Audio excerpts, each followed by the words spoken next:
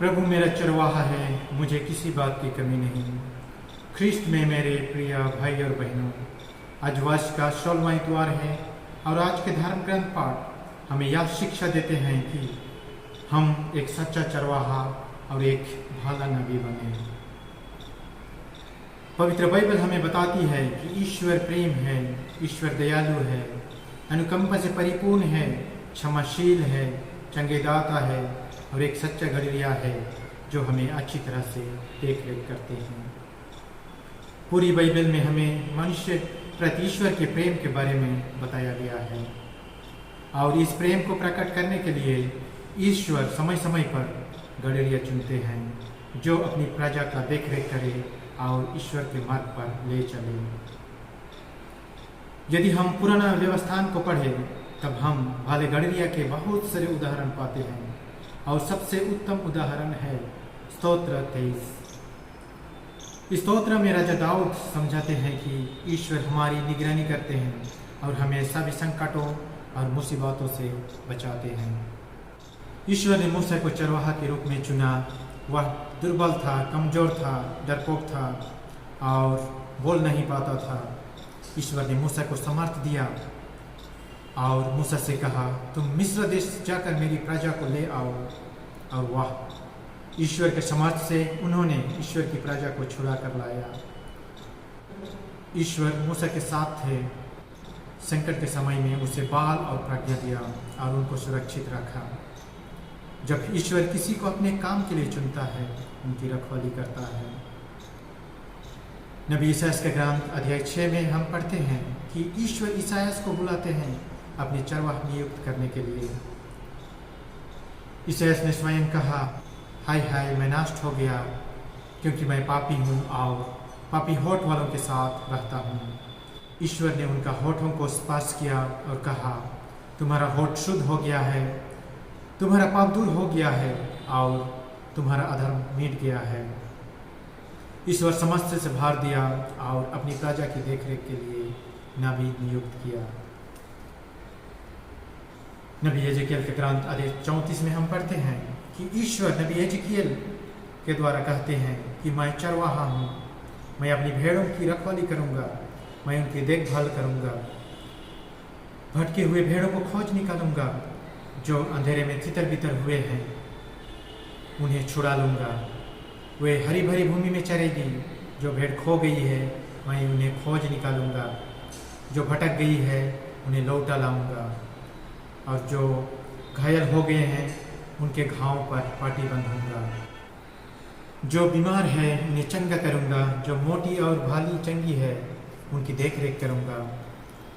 मैं स्वच्छ पानी पिलाऊंगा क्योंकि मैं उनका सच्चा गड़रिया हूँ। ईश्वर हमारा पालनहार है, ईश्वर हमारा संरक्षक है और एक माँ की तरह हमें निरंतर देखभाल करती है क्योंकि हम ईश्वर के प्रिय पुत्र और पुत्री हैं। हम सब उसके लिए, हम सब उनके लिए अनमोल हैं। शमूएल के पहला ग्रंथ अध्याय 16 में हम पढ़ते हैं, ईश्वर ने शमूएल से कहा, तुम कब तक शोक मनाओगे? तुम बेतलहम जाओ, मैं जिसे तुम्हें दिखाऊंगा उसी को तुम मेरे ओर से अभिषेक करोगे। वह बेतलहम चला गया। यीशु ने शमूएल के सामने 7 भाइयों को उपस्थित किया। उसमें से प्रभु ने किसी को नहीं चुना। तब शमूएल ने यीशु से पूछा, क्या आपके पुत्र इतने ही हैं? तब यीशु ने उत्तर दिया, सबसे छोटा यहाँ नहीं है, वह भेड़ चरा रहा है। तुम उसे बुला भेजो, जब तक वह नहीं आएगा तब तक हम भोजन नहीं करेंगे। जब उनका पुत्र आ गया, शमूएल ने देखा कि लड़के का रंग गुलाबी, उसकी आंखें सुंदर और उसका शरीर सुडौल था। ईश्वर ने शमूएल से कहा, उठो, इसे अभिषेक करो। उन्होंने भाइयों के सामने अभिषेक किया और पवित्र आत्मा से भार दिया, उनको अपना अगुआ बनाया। नबी यिर्मयाह के ग्रंथ अध्याय 1 में हम पढ़ते हैं, ईश्वर ने यिर्मयाह से कहा, तुम्हारे जन्म से पहले मैंने तुमको चुना है और पवित्र किया है। प्रभु ईश्वर, मैं बच्चा हूँ, मुझे बोलना नहीं आता है। मैं तुम्हें जहाँ भेजूँगा वहाँ तुम्हें जाना है, और मैं तुम्हें जो कुछ भी बताऊँगा तुम वही कहोगे। डरो मत, मैं तुम्हारे साथ हूँ, मैं तुम्हारी रक्षा करूँगा। ईश्वर ने उनको बोलने की क्षमता दी और अपने बल से भर दिया। ख्रिस्त में मेरे प्रिय भाई और बहनों, इस प्रकार ईश्वर ने समय समय पर अपनी प्रजा की देखरेख के लिए गड़ेरिया चुनते हैं और जिम्मेदारी देते हैं।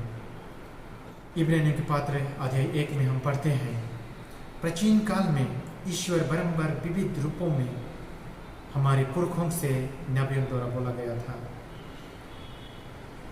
अब अंत में हमसे पुत्र द्वारा बोला है। आज के पहला पाठ में नबी यिर्मयाह ऐसे चरवाहा के बारे में भविष्यवाणी किया कि वह सचमुच में भेड़ों को चराएंगे और भेड़ों को एकत्र करेंगे। यह कथन यीशु द्वारा पूरा होता है, क्योंकि यीशु स्वयं कहते हैं, मैं सच्चा गड़ेरिया हूँ, मैं भला गड़ेरिया हूँ। यूहन्ना अध्याय 10 पद संख्या 1 से 18। भला गड़ेरिया अपने भेड़ों के लिए प्राण दे देता है। मजदूर भेड़ियों को आते देखकर भेड़ों को छोड़कर भाग जाता है और भेड़िया उन्हें लूट ले जाती है और तितर बितर कर देती है। मैं अपना जीवन भेड़ों के लिए अर्पित करता हूँ और यीशु ने कलवरी पहाड़ में हमें बचाने के लिए अपना जीवन को कुर्बान कर दिए। आज के दूसरा पाठ में संत पौलुस हमें याद दिलाते हैं कि हम पहले दूर थे, भटक गए थे, खो गए थे, पर अब हम मसीह के रक्त द्वारा निकट आ गए हैं। उन्होंने हमें अपनी कुर्बानी के द्वारा एक कर दिया है। संत लूकस अध्याय 15 पद संख्या 3 से 7 में यीशु भटकी हुए भेड़ों का दृष्टांत सुनाते हैं। यीशु 99 भेड़ों को निर्जन प्रदेश में छोड़कर एक भटकी हुए भेड़ को खोजने जाते हैं। वह तब तक खोजते रहे जब तक वह ना पाए।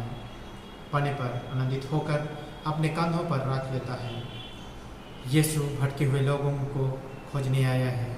यीशु खोए गए हुए लोगों को खोजने के लिए इस दुनिया में आया और उनको नवजीवन प्रदान किया।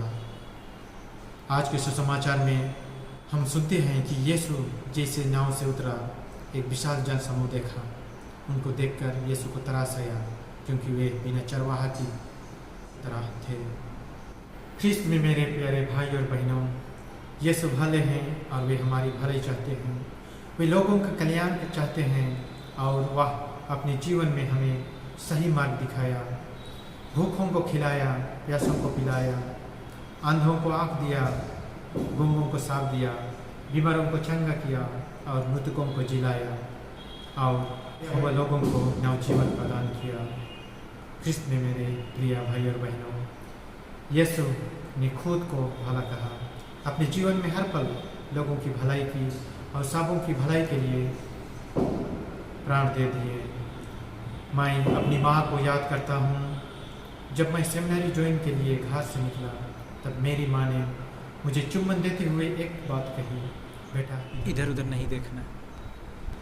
जब मैं मुसीबत और समस्या में पड़ा, मुझे मेरी माँ की ये छोटी प्रार्थना राह दिखाई। प्रभु हमें बुला रहा है कि हम भी अच्छा चरवाहा बने, भला नेता बने।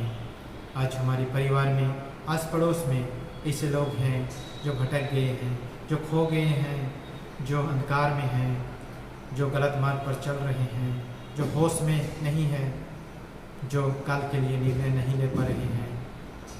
यीशु उन सबों का भला चरवाहा बनने के लिए आज हमें निमंत्रण देते हैं। आइए हम अगुआ बने और उनका मार्गदर्शन करें।